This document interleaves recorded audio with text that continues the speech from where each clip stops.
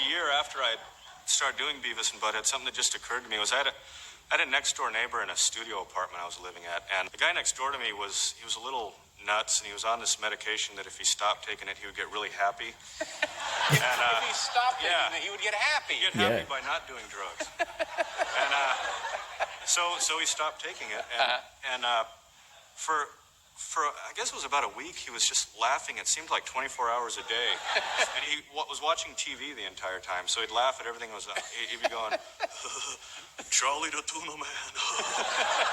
And I would hear it all night long. So I think that might have.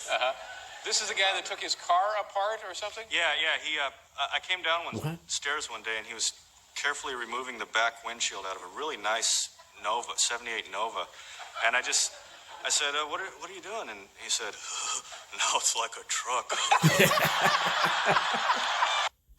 I hate ladder matches, especially when I go back to this past, the biggest WrestleMania of all time, where me and Grayson Waller won the tag team championships first. So we ain't no second place tag team champions like Miz and Truth.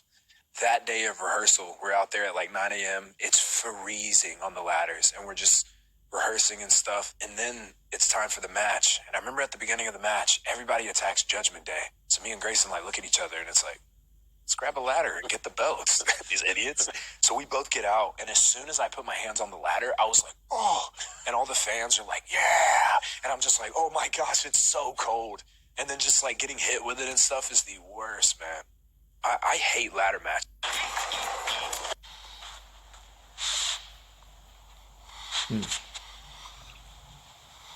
Oh shit. How's he doing that? Damn. Superhuman push-up. That's cool. You having company tonight? You're serving store-bought cake? Raw में new day का 10 year celebrate होता है और जहाँ पे Kofi Kingston और Xavier woods आते हैं उसके बाद बिगी का भी रिटर्न देखने को मिलता है और बिगी आकर कॉफी किंगस्टन और जेवियर वुड्स के बीच में जो भी लड़ाई चल रहा होता है उसको खत्म करने की कोशिश करते हैं बट यहाँ पे कुछ उल्टा ही हो जाता है जेवियर वुड्स और कॉफी किंगस्टन हील टर्न कर लेते हैं और बिगी के ऊपर और जेवियर वुड्स बिगी को जाने के लिए रॉ में new Randy was a legacy. His talent, I mean, right out of the get-go was very apparent. He was a main event guy right out of the get-go. Undertaker!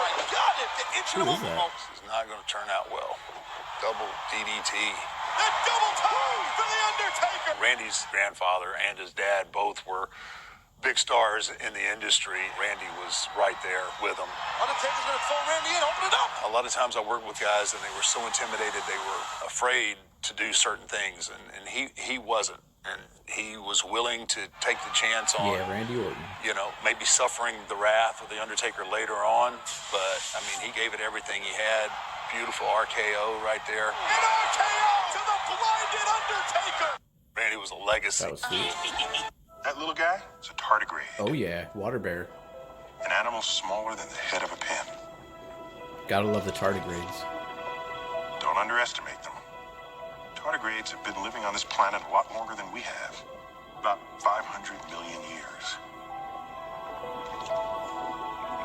For every one of us, there's at least 1 billion of them. They can make a living anywhere on Earth. In the frigid peaks of the tallest mountains, in the cauldrons of erupting volcanoes, and in the deep ocean vents in the bottom of the sea. Tardigrades are so tough, they can survive naked in the vacuum of space. They've survived all 5 of the most recent mass extinctions on this planet.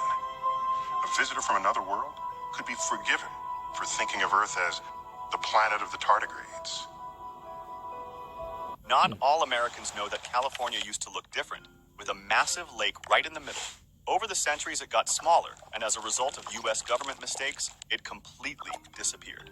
This ancient lake, known as Lake Corcoran, was formed many centuries ago by rainfall and melting glaciers that filled the Central Valley. Oh, shit. At some point, You think that the will waters flood of the again? lake reached a critical level and broke through to the Pacific Ocean, leaving in its place a dried-up valley and Lake Tulare, which remained the largest freshwater lake west of the Mississippi and the 6th largest in the entire United States.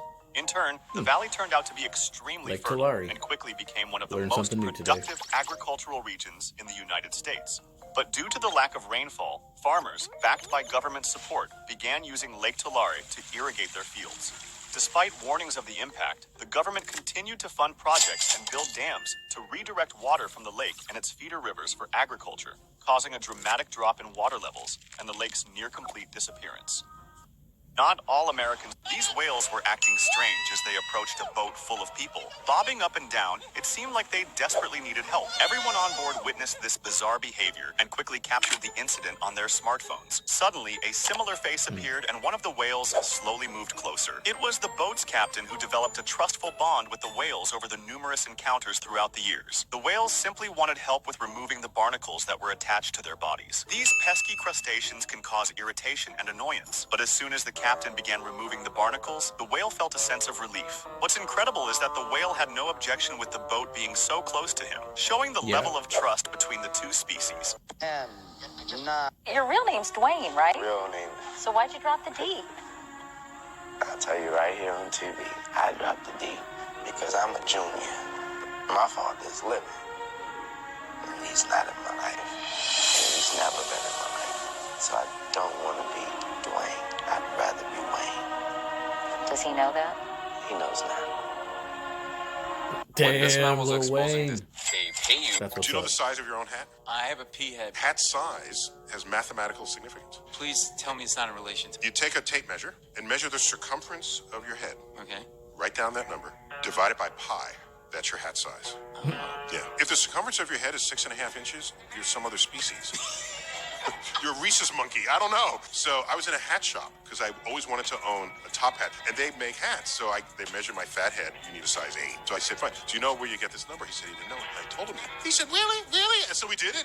And so I'm glad that he was skeptical. So then you can do the experiment. We did it on his head and then his assistant's head. It all came out. It was all perfect. And so he wanted me to write it out. So I wrote it out and I signed it, and it's on the wall of his hat shop. That's fantastic. All right, that's kind of funny. But Do you know stupid. the